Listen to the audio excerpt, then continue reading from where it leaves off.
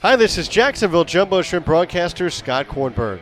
It's time to take a listen back to the week that was in the Miami Marlins organization with Triple-A Jacksonville, Double-A Pensacola, High-A Beloit, and Low-A Jupiter. First, with Jacksonville.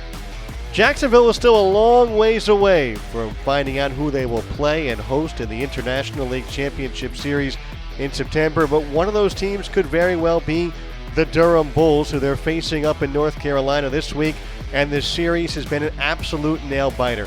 Durham has taken 3 of the first 5 games by no more than 3 runs in each of their 3 wins, and the totals runs-wise through 5 games for each team, 16-16. It's provided many big moments, including a huge 2-run home run for Jacob Berry on Thursday night in the 10th inning. The righty kicks and fires the pitch. Berry hammers it deep to right field, deep into the 9. It is way out of here. A 2-run BB into the seats, and Jacksonville takes a 4-2 lead in the 10th. As well as Robby Snelling with his career-high 11 strikeouts in Saturday's game against the Bulls. 2-2 from Snelling. Wave and a miss. That's 11 for Robby Snelling. 95 miles per hour with his heater. Most in his career, most for a Jumbo Shrimp pitcher this year. Robby Snelling, electricity. Sunday's series finale at 5:05. Jacksonville bidding for a series split against the Durham Bulls. Final meeting in the regular year between these two clubs in 2025. Hey everybody, this is Pensacola Blue Wahoos broadcaster Eric Bramer reporting from Knoxville with an update on the Miami Marlins Double-A affiliate. The first place Blue Wahoos have played a lot of wild games as of late, and more often than not, they've come out on the winning end. The Wahoos, in fact, tied a season high with a 5-game winning streak, taking 5 in a row from Sunday through Friday, before losing in a heartbreaker last night.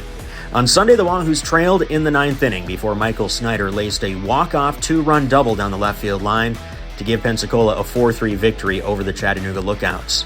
In their road series opener in Knoxville on Tuesday, the Wahoos once again trailed in the 9th inning. They rallied in the 9th, and the 11th, and the 12th, and the 13th, winning their longest game in years by a score of 6-4. They won again with a late rally on Wednesday and trailed again in the 9th inning on Thursday before putting across 4 runs. They were down to their final strike before Michael Snyder tied it, and Jared Cerna gave the Wahoos the lead with a big RBI double. The Wahoos won on Friday and were poised to win again on Saturday. The Wahoos were 37-0 in leading after 7 innings, and Johnny Olmstead hit a go-ahead 2-run homer in the top of the 7th. But in the bottom of the 8th inning, the Smokies rallied. They scored 4, capped with a B.J. Murray Jr. homer, and the Wahoos' winning streak came to an end. Long after the final score of last night's game is forgotten, however, we will remember what Pensacola starter Thomas White did in his start last night. 3-2 from Thomas White. The delivery. It is in there for a called third strike. Unprecedented. Unbelievable. Thomas White has struck out 14 batters over 5 scoreless frames tonight in Knoxville. Thomas White faced 17 batters and he struck out 14 of them. That was, of course, a career high for the 20-year-old lefty who is the top prospect in the Marlins organization.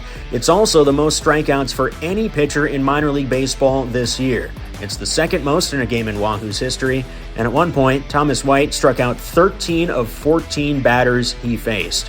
The superlatives and the history could go on and on. Suffice to say, Thomas White showed last night why he is the top prospect in the Marlins organization and one of the top pitching prospects in baseball, in a performance that will be remembered for a long time.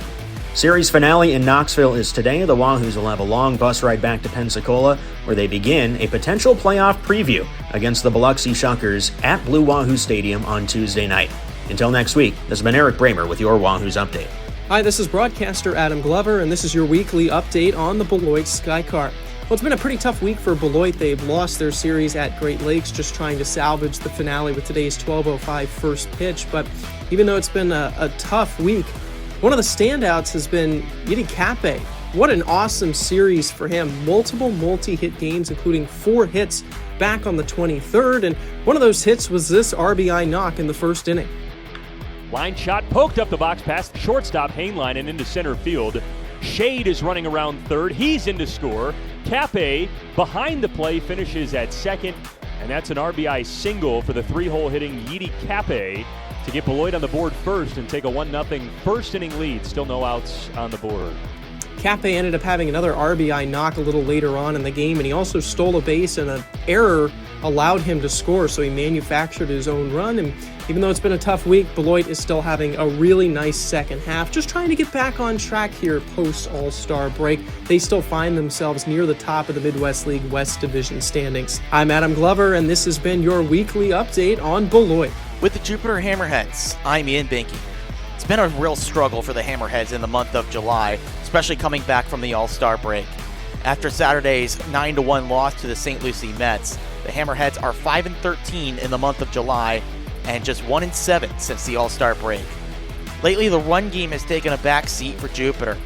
After Saturday's contest, the Hammerheads are 17 for 28 on steals this month. The Hammerheads sit in last place in the FSL East Division with 5 weeks to go. One thing that could help the Hammerheads moving forward is this extended stretch of games at Roger Dean Chevrolet Stadium. The Hammerheads won't travel to another ballpark between July 18th and August 10th. For the Jupiter Hammerheads, I'm Ian Binky. Thanks to Eric Bramer, Brennan Erlinson, Ian Binky, Adam Glover, and Matt Davis. I'm Scott Kornberg. This has been the Miami Marlins Minor League Report.